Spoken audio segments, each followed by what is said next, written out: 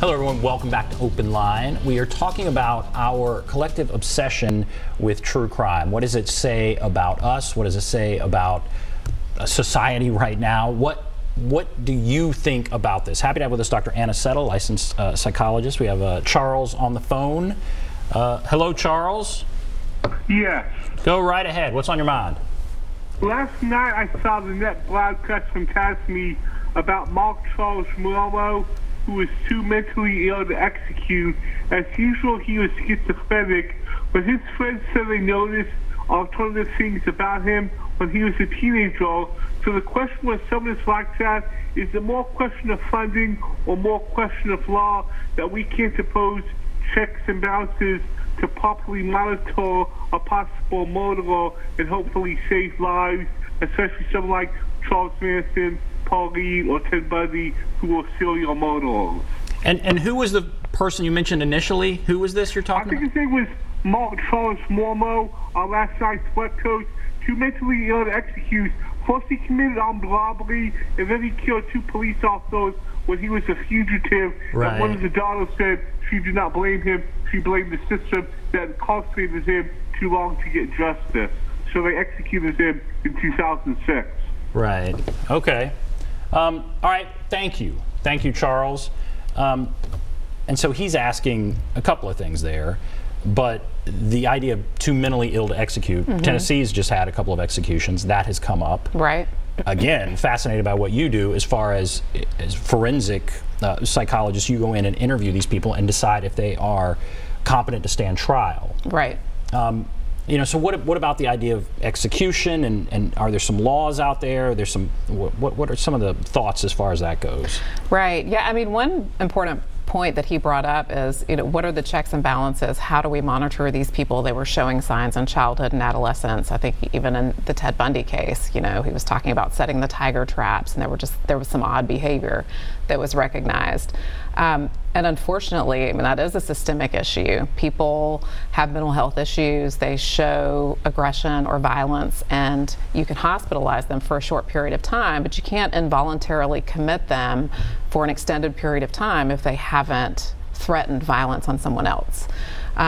So you do. I mean, we see these people getting out all of the time, and they're committing other crimes that maybe aren't quite so violent in nature, but it's a revolving door. They're going in and out of the prison system. So I think that's a great point that he brought up. The other piece I want to say is, I think that we tend to equate mental illness with violence and murder, and that's not necessarily the case. I mean, even in some risk assessments that we do, if you have a schizophrenia diagnosis, it actually takes away points so that you are considered less at risk. So in the Ted Bundy case, of course, I did not assess him, but I would say he has more of an entrenched personality issue going on as opposed to being psychotic or schizophrenic or bipolar, as one of the psychiatrists suggested in the documentary. But again, you know, even for those people who are showing proclivity towards violence, we don't have a great system for monitoring them. And back to your question about the death penalty, I mean, that's sort of out of my purview. But yes, if somebody is intellectually disabled or incompetent and doesn't understand the nature of the charges being brought against them, then of course it would not be constitutional to execute them for something that they don't understand. Theoretically, that would have been looked at trial, I guess, right? Before they even went to trial, that would have theoretically been examined. Yes, well, competency can be brought up at any point during the trial process. Oftentimes it is, someone will recognize it before the person goes to trial. But I think in Bundy's case, somebody used it, you know, pretty far down the line. Oh, well, let's see if he qualifies for this way out. Bundy represented himself, and in that documentary, they talked to his parents. He went to law school. You know, so this was not, he was not some poor, you know, kid. He went to law school. I guess what I'm getting at is how does somebody like that happen? Yeah. You know, and maybe that is the essence of our fascination with this whole thing. Right. As potentially unhealthy as it may be, but I think it just speaks to our fascination with it. I mean, what brought him to do these horrible things? How does that happen? Yeah. I mean, they show his parents in there. They're a little weird. There was a moment where the mom is a little weird, I remember, but they're in a nice house and whatever.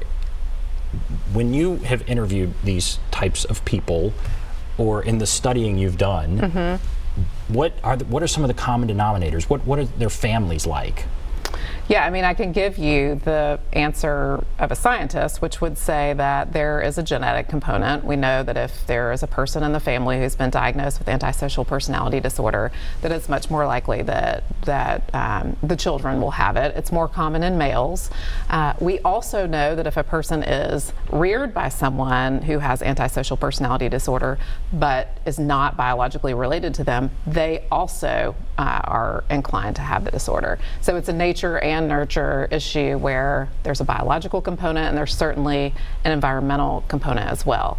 I would say one common denominator is the signs emerge pretty early. So we're seeing childhood and adolescent behavior that is indicative of violence in the long term. So you'll see kids who are, it's truancy or cruelty to animals, vandalism, setting things on fire, just a complete lack of disregard of other people's well-being. And the lack of empathy as well. They just don't really show much remorse for things. Definitely no empathy when you look at somebody like Ted Bundy, but when I hear antisocial disorder, I personally would think of the person who's over off in the corner and the quiet person. They always say, well, they were just so quiet. Right. He wasn't that. Right. He was according to the documentary, and he was charming, and again, law school, all that stuff. He wasn't that. Right. Well, I think that the name antisocial leads people to believe that it's more like social anxiety, but an antisocial diagnosis is really more of a sociopath or psychopath. So those diagnostic criteria, it's the disregard of others' well-being, it's the aggressiveness, the violence, the lack of remorse, those kinds of things, which he does. He fits, if you're, based on the information that I have about him, he checks the boxes for most of those symptoms.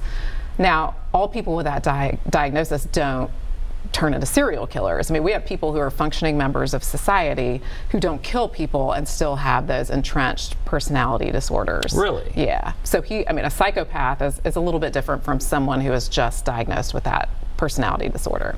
How common are these things in our society? I mean, how common is that? Is that serial killers are obviously not very common, but that kind of diagnosis, how common is that? It's not very common. I would say less than 10% of people, in my experience, have that diagnosis. Now, they might have some personality traits, but they wouldn't qualify for that diagnosis. And again, those people who do are not showing signs like Ted Bundy. They're not, committing serial murders. Mm-hmm. And they can be charming. Mm-hmm. They can get along with people and be fairly intelligent, right? Yes. In fact, usually are. Really? Yes. And now why would that be? Why are they usually intelligent? I mean, it's unnerving, it's disturbing. Why would that be? I mean, I guess the personality structure is such that the manipulation piece requires some level of intelligence and competence. And I think that's why people are so fascinated by Ted Bundy's case, is that he was able to manipulate the people around. He escaped twice. He was able to, he's walking around in the documentary. He's not belly chained, he's not cuffed. He's corresponding with the press in moments when he shouldn't be. People got really comfortable around him, and he convinced someone to come in and have a relationship with him and have a child with him. And so he was very charismatic. I mean, he convinced these women to get into the car with him time and time again. So I think that's another piece of it that we are so fascinated by. It's somebody that we could live next door to or that we might work with.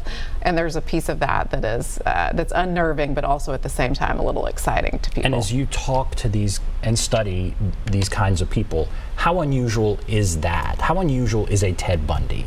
Is he super, super unusual, or is that not as unusual among these kinds of terrible, horrible people? Right. So I can just give you anecdotally, in my career, I've assessed hundreds of people, and I would say one person is similar to him in presentation. Now, I've seen a lot of people with antisocial personality disorder who've committed other offenses, and aggressive offenses, aggravated assaults, murders, but not to the degree that he was doing. Mm-hmm. So it's very, very rare. Fascinating. All right, we're going to take a break. We'll come back, continue the discussion. Encourage you to call in. There's the number, 615-737+, 615-737-7587. What are your thoughts? Why are so many people so interested in this? We'll take a break. Be back right after this.